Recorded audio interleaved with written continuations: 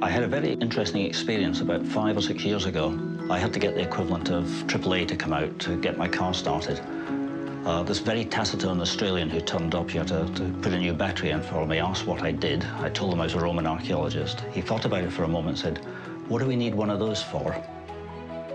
As a Romanist, I began my research in the Middle East by focusing exclusively on Roman things, and in particular the Roman military. Gradually you get drawn into looking at other kinds of sites, the villages, the towns, the road systems, and once you get out into the desert areas where you wouldn't expect to find much at all, they are absolutely littered with archaeological sites, and we're now discovering that exactly the same is the case in Saudi Arabia. Archaeology was transformed in the 19th century, first of all with the balloon. About the same time, the other development took place, namely the camera. The major breakthrough came with the aeroplane. And then helicopters begin to come into use towards the end of the Second World War, and they start to be used for archaeological purposes after it. As soon as you get up a few hundred feet, it all comes into focus. You can suddenly see the shape of what it is you've been looking at. It's so exciting, that we're constantly sort of nudging each other to, look, there's another one over there, and there's another one beyond that.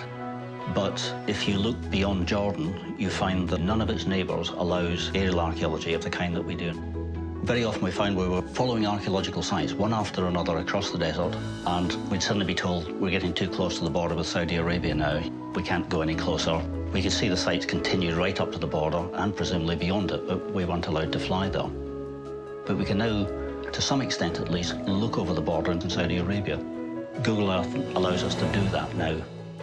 The process by which we can use Google Earth to study landscapes in Saudi Arabia, we zoom in on an area and then slowly scroll from the top down to the bottom. Move across 400 metres and move your way back north again. Reach the top, move 400 metres and down. Much the way that the pilots were doing back in the 1920s.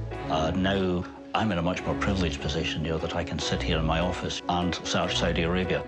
It's such exciting work, looking at areas that nobody's been to before, that I'm scouring landscapes that nobody has studied before.